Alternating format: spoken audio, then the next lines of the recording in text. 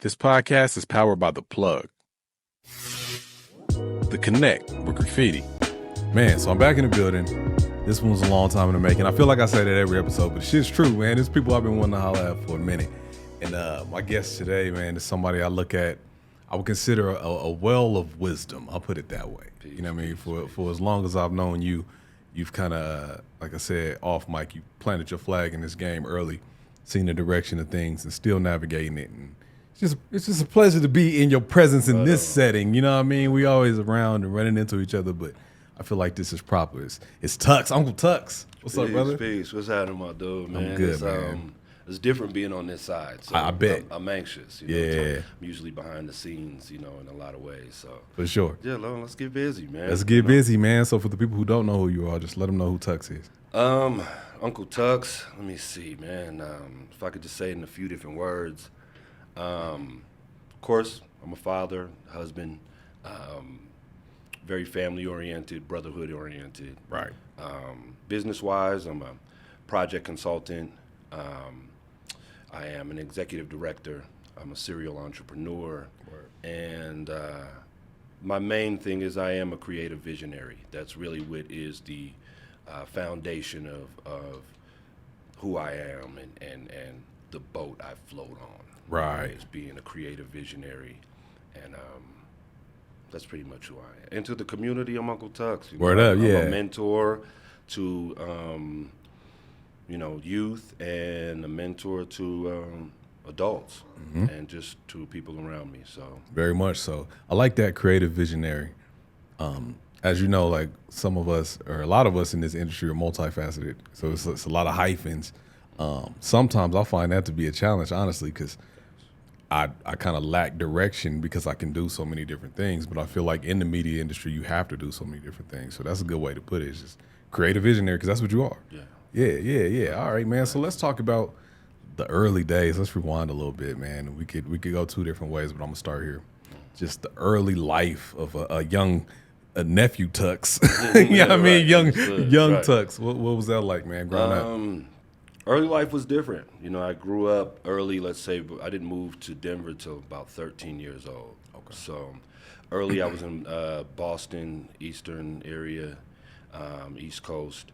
And living in that lifestyle, I didn't have to battle too much of anything but race. Like race was like part of your makeup. You knew you were taught to cross the street properly. At the same time, you were taught to look out for racial, disparities and stuff like that. When I was born, I remember young, or even when I was able to comprehend, my mom would always say, you're gonna be over 6 feet and dark skin. You're gonna have to work harder, 3 times hard. And she prepared me not to take it as like.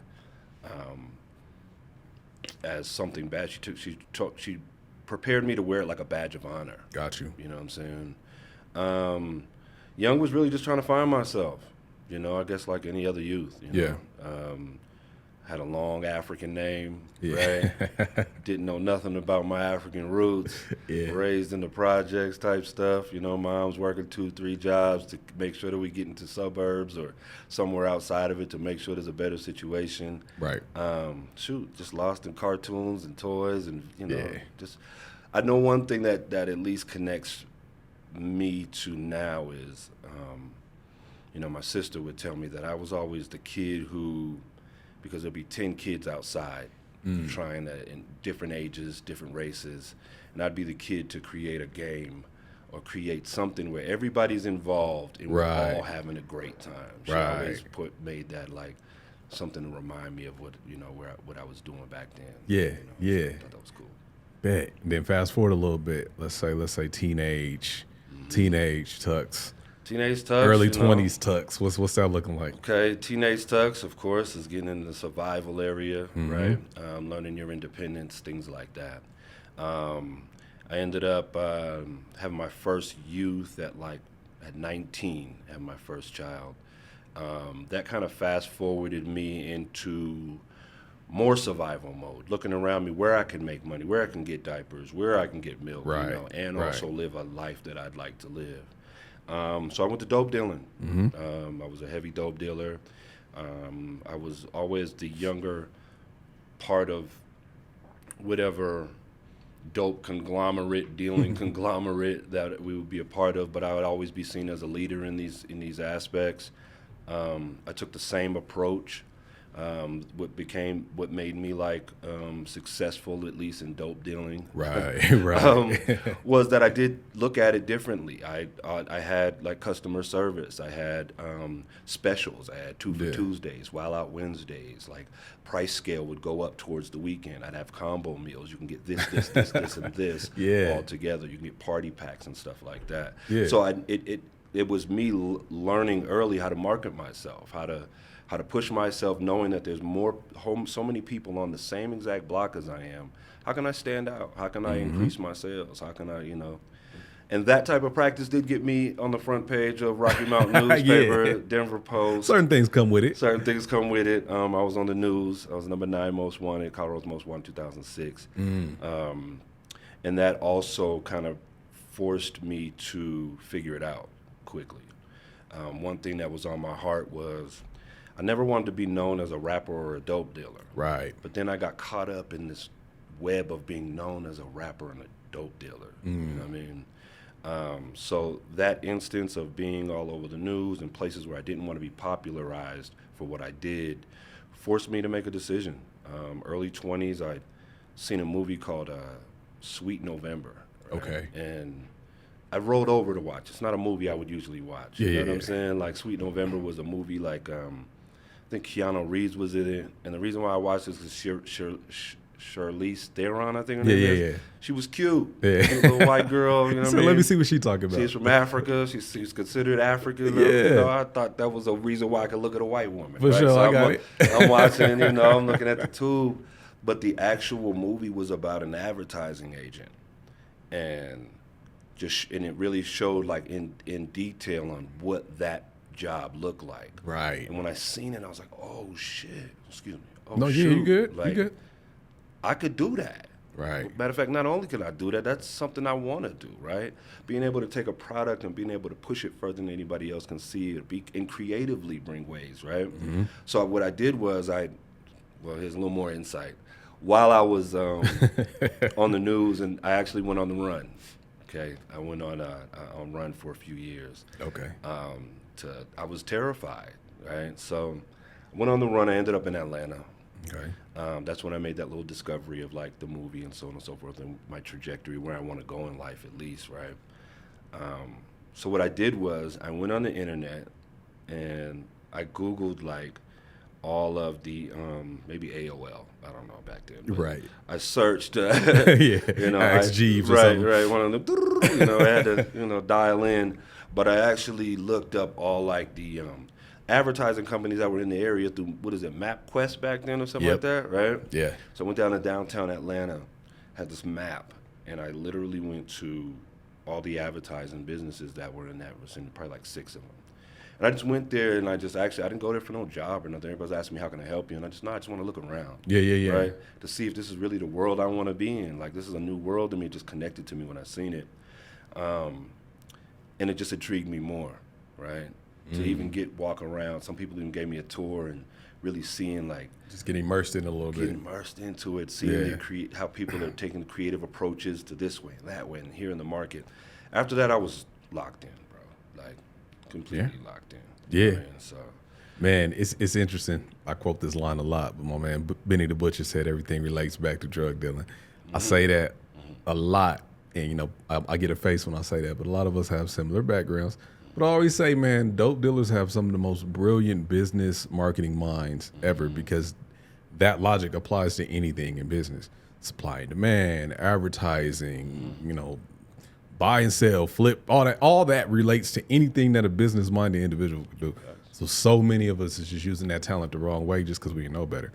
But, some of the greatest businessmen in the world, even outside of our culture, mainly be outside of our culture, come from some type of drug dealing background. So before I'd be like, man, I'm not including that part in the story, but that's a heavy piece of the story. It's a heavy piece. You know what I mean? Once I realized they coincide with each other, business and hustle and business, right?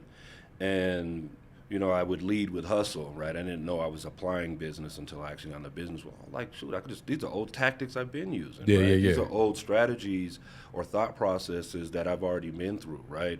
Or having a raid, police, all the things that you have to get through to be successful, I guess, in dope dealing or drug dealing, right?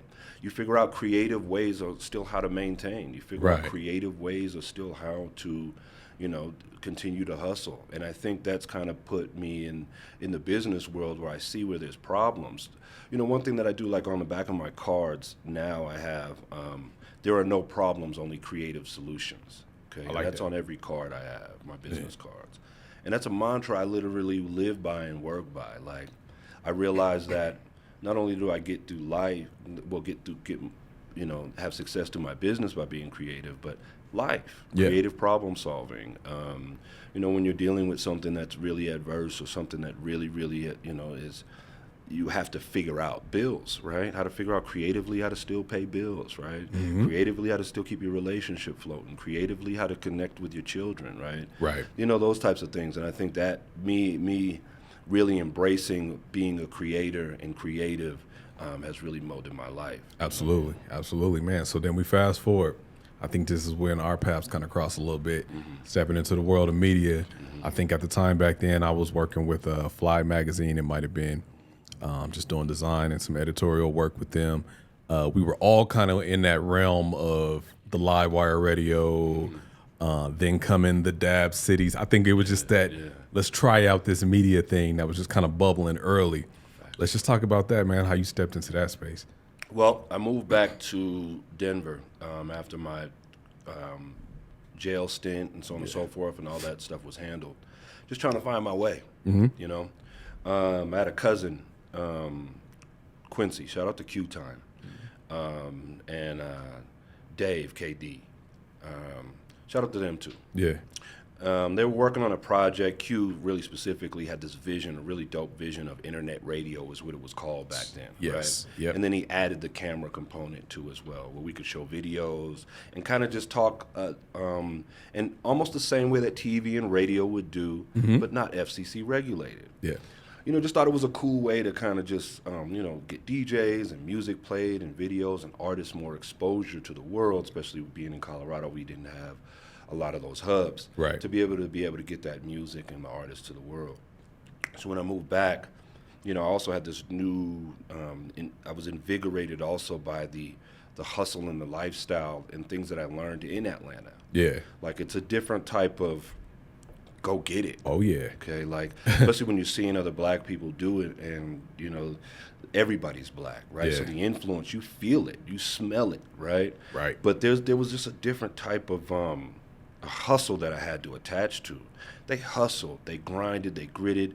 Meaning that they went to their 9-to-5 job, got off of their 9-to-5 job, went to maybe a part-time job, then still had time to go into the studio, right, Yep. and work on being their artist, and then still had time to hustle, right, Yeah. right, and then still had time to still be with their family and still be able to be a pillar in the community. And I was like, whoa, this is different. Yeah. Yeah. Right, this is different. Where, like, they're using every second of every minute. Yeah. And really, really pushing it. And Making the most of every making moment. the most of every moment. And I was like, man, I wanted to go back to Colorado. Like, I have got to Yeah. instill this. So when I went back, again, with Q and KD, they started the live wire situation prior to even me being there. I was there when I seen the blueprints and it about to roll out, but due to my circumstances, had to leave. When I came back, it was kind of it had a trajectory, it was a little bit dipping down in a sense, right? To where I believe at the time there was like talks of like selling it, Yeah. right? And I'm like, hell no, bro. Yeah. Like, there's new stuff that I've learned that I can attach to this, right? So anyways, I ended up in that field. They made me program director and stuff like that when I got there. I learned a lot, but also I didn't have the only work ethic, and the only thing that I really knew how to go back to was still hustling. Got it. So I was still hustling then. You see Got what I'm it. saying? So, but again, let's fast forward a little bit more. that projected, well, that went up and down or whatever, and that actually ended up phasing out after like, I think it was like 10 years or something like that. It was a a really long good little run. stint, yeah. Really good run. Yeah. I see a lot of people who are successful today in entertainment that A lot of actually branches of that walked tree. through those doors Yeah. and started in that actual basement down there, which I think is really, really dope to be a part of. Let's fast forward to me really trying, again, still continue to find myself and detach myself from dope dealing and really, really become, something different, like what I've always dreamed of, not a rapper and not a dope dealer, right? Yeah. Just something different outside of that. I had brought a buddy in, actually, during the Livewire situation, which was Big J. He worked with ESPN and stuff like that. We brought him in as a producer from one of our sports shows that we had on there. Got it. He ended up having an opportunity with a group when weed went legal. It's almost like 2012, right before the 2013, around that area, that time period. And what they were focusing on was being the entertainment company for the weed world. Mary Right. Jane Entertainment was what it was called. Right. In that space, I was invited to, based upon what I was able to do, I guess, at Livewire as well. I was invigorated there. Yeah. One thing it was because, it was a place where I would say my ideas. And Blaze, shout out to Blaze. Shouts to actually Blaze, as man. well, too. Absolutely. Definitely, because he definitely trailblazed that opportunity For sure. for us. And I went in there, and it was an opportunity for me to just spark ideas, and people actually listen and actually follow through on these ideas. That was so dope to me. Yeah, man. You know what I mean? That was fire to me. Like, as a visionary, that was so dope to me. That's Yeah. where like Dap City blew up. I was running clubs at the times, Yeah. like That was a time. after parties, like it was Dab City, for people who don't know, was a podcast station. It was really it was like the mid-ground to a radio and podcasting before the term podcasting Yeah, was before even it was a thing. Yeah. thing, right? And we would do interviews, radio interviews, life interviews, all that type of stuff, and test weed, right? Yeah. It was like the most perfect space, right? It's a perfect scenario. Like, it was the perfect scenario. Yeah. Our break room literally had like no snacks but piles of weed Yeah. and dabs, and this is in edibles, and this is before things were regulated, right? Yeah. So we're talking like skyrocket THC stuff that is considered probably illegal now, Yeah. because we're in the testing market, and we're the only place to actually advertise what's being tested. So they'd come right to us with this new whatever they have, untested, unregulated stuff. We're testing it on air. We're asleep, Yeah. right? You know what I mean? Yeah, Like, we're sleep hours later, that type of stuff. Right. So, anyways, that spot, which made that so dope, is we ended up being on like TMZ and Media Takeout. The reason why we were able to get on these spaces was some people that we interviewed. Right. We were interviewing folks like Leon from like Temptations. We interviewed like rappers and all types of stuff. Yeah, People all everybody. come in and out there. One time we interviewed Rain Pryor. Richard Pryor Pryor's- is Richard Pryor's daughter. Yeah, that's Okay? dope. We was in there, and during my research, I was caught up on a story on where they were trying to do the Richard Pryor biopic, Yep. right? And that was coming up, and they're trying to find out who's going to play Richard Pryor. Yeah. And it was like Marlon Wayans, it was Mike Epps, it was a whole bunch of different like tier comedians that wanted to get this role.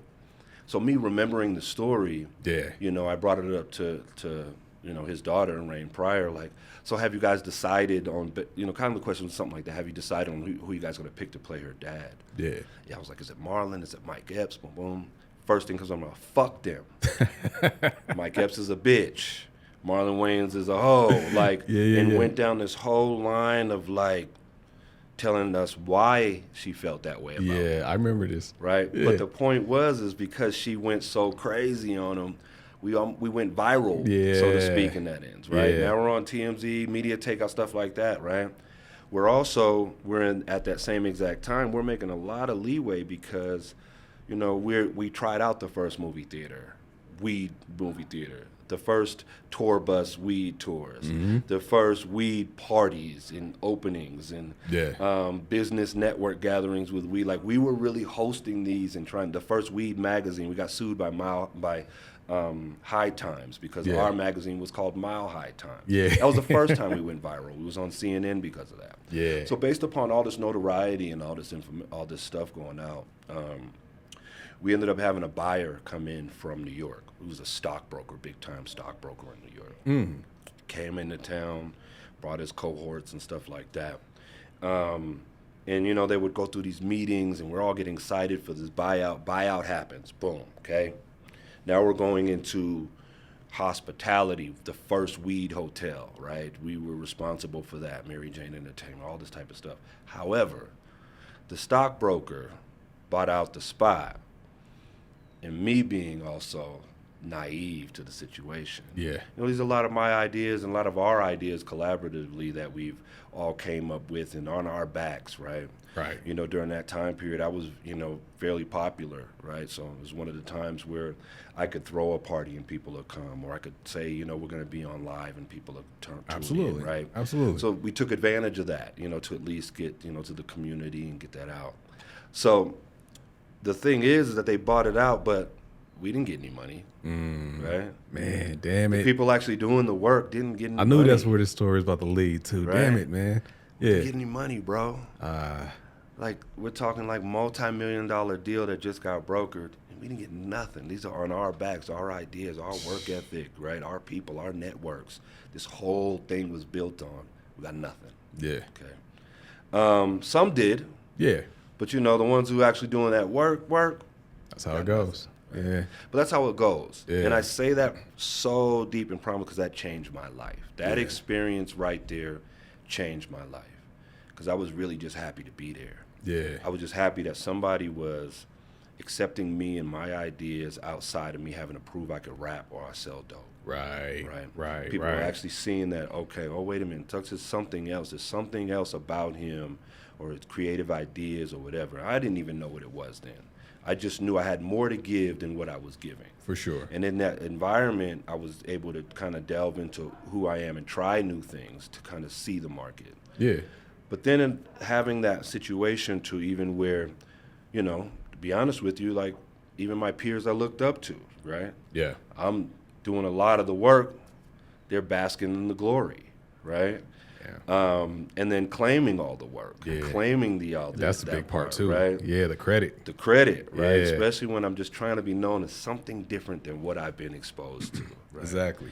That changed my life, bro. Yeah, that's that what they say in Spider-Man, that's that canon event, man. I think we've all had those particular moments where it's like, damn, yep, never again. Never but again. it was the molding moment to, you know, fast forward where we are now, the AHRR network. Yeah, facts. Let's talk about that, man. What's going Facts. on right now? And our network is really what came out of that. Yeah. Our network is basically AHRR network is, I decided if I'm going to go down, I'm going to go down on my own shield, on my own situation, right? For sure. My own sword and shield.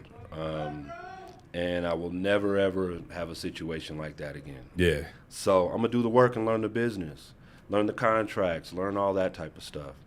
And as being a creative visionary, I started really paying attention to the trajectory of entertainment and radio and TV. Yeah. And also realizing that also none of these spaces would even exist without not only the people, but advertisers and marketing.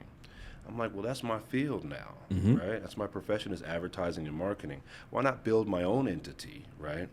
Where I could at least have a space where my businesses or my clients can actually utilize for a lot lower the cost. Right. I could still be direct with demographic because of my relationships, right? And also technology, right? Yeah. I was hip to at least where we were in technology in the spaces at that time to where I'm like, they're not using this technology, I will. Yeah. Right? Yeah. And again, that's the social media platforms and things like that, right? And then our network blossomed because I really, really believed we would be where we're at right now. In a sense that we control the masses, in the sense on controlling the narrative that's being told and given to the masses. Right. Controlling the stories that are told about our communities and, you know, our heroes. Who do we want to exalt as our heroes? From and our stuff like voices, that, though. from our voices. Yeah. Right? And from my building, right? Yeah. Like, you see what I'm Yeah. saying? Like our own hands. full like, circle. It's full circle. And that's what kept going. And the thing that kept me going, at least in that space, is not only is because I knew we would belong where we are now. We're an established station now. You know, we're not as big as radio at the moment, the situation. We probably garner in maybe about 5,000 listeners total weekly. That's weekly, dope. actually, on all our platforms. And, you know, at least, and impressions to our sites and stuff like that, people coming in, seeing stuff. Right. We're growing daily, I say. I'm at a space right now where it's completely time to scale out even more. We just got a new building, a new location. Yeah, I got to come check you out. Yeah, please Yeah, do. definitely gotta come check you out. We were able to have the clearance to knock down walls, build walls, kind of build it the way that we want to in the space, and that helped out tremendously to kind of the workflow on how we want to, you know, build. But we're already at this time now where we're like, you know what, all right, time to get bigger, right? Yeah. Let's prepare ourselves to scale bigger, scale larger. So we have huge, you know, thoughts and you know, goals for ourselves in the next 3 years to achieve that. Yeah. And figuring out how. That's dope, man. That's dope, man. The story's deep. It gets deeper. We can sit here and talk forever, man. day, you know it. Facts. We'll definitely be doing this again soon. I think that tree of that live wire community, for the people that were around or for people that's here or just now learning, that's something, man. And I think down the line we're gonna find a way to tell that story a little bit more intricately, because a lot of branches came from that tree.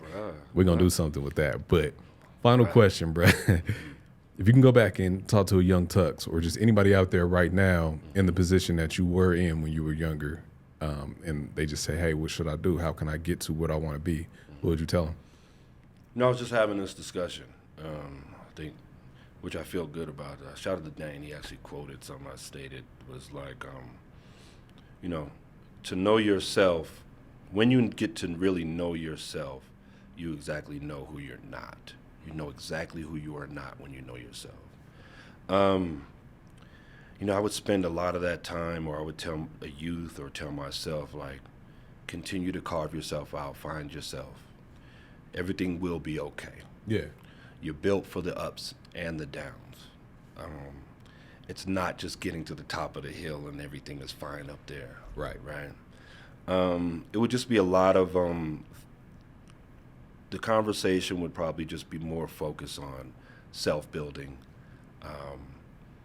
self-reliance, self-love, self-reflection. Yeah. Because after you really find out who you are, you know, again, not only who you are, what you're not, but you know what you can deal with. Mm-hmm. You know the successes you can take on, right? And I think that would have put me in a place where I didn't feel like I had to rush. Right. Or put me in places where I didn't feel like I had to take certain chances with, you know, my freedom, and put myself into a better position. Yeah. That way. For sure. So again, I guess it's really just realizing that nobody else is to blame for any of your successes or your downfalls except for you. And there's such a pride and peace in that. And I guess my last thing would be is, you know, the ultimate goal for me that I found, which was really dope, is peace. Yeah, man. I'm peaceful in everything. Yeah. Like in everything I do. Ups, downs, roundabouts, deficits, debts, but finding peace within yourself it's been such a pleasure for me. That's key, bro. Right. I mean, that's the real bag. Yeah. And I think that comes with growth and maturity, because I'm at that same space, man, where it's like not a lot of things faze me. Yeah. And I am realizing what's for me is for me. So, you know, I mentioned the other day, a lot of opportunities come that I'm either overlooked or, you know, I find myself kind of fighting for these spots and not really getting it. And, you know, shouts to Kira, she told me, she was like, you know, rejection is protection. And that sat with me, because I'm like, that's real, because now I look at these things in hindsight and I'm like, oh yeah, that probably wasn't the best move for me, knowing my mindset and my inner peace. So I think, like you said, man, that peace and just finding yourself and being centered, that's what we should be chasing for real. Yeah. And they tell you when you're young, you know, you've heard all the cliches, like you're already rich, or, You know, find the value in the small Yeah, it things, sounds crazy right? until you like, None of that shit matters. Like, come on, bro. Yeah. Like, I'm not finding value in what I'm doing. I'm trying to get to the bag. Millions. You don't see them on stage, online with chains and stuff. I'm gonna be with the chains and the ladies. You know what I'm Yeah, saying? And all nah. that. And that ain't got nothing to do with nothing, bro. And I could be bugging, man, but that's looking crazy now. And I think Crazy. the culture is at a point too where we're starting to evolve and look at it that way. When you, again, we could do this forever. I'm gonna rap in a minute, but like when you look at the culture overall, especially rap culture, I won't say hip hop, but just rap culture specifically, it's starting to look away, bro. That's why the numbers ain't looking the same musically. You know, people sitting here listening to things and they're like, you know, that ain't hitting the way it used to. This ain't it no more. You know what I mean? I be telling my son, you know, kind of the real quick too on that Yeah. is because you have the access to information now. Yeah. There's no more behind the curtain, right? You can see now that the market you're trying to get into is down 40%. Yeah. You can see the games that they play in trying to put certain music in front or trying to stir up certain marketing things. You can now see the gameplay. Yeah, we hip to it now. Right, we're hip to it now. Yeah. Right? It's not a trick no more. Right. And I think that's really what's, you know, pushing people to try new things, learn new things, explore new things, take that technology and really build who they are. For sure. Right? For sure. So no, you're 100% correct. Yeah. It's access to information now. That'll be part 2 of this conversation for sure. My man, it's an honor. Uncle Tuxx, my guy. man. Definitely. It's Connect. I'm Graffiti. Out.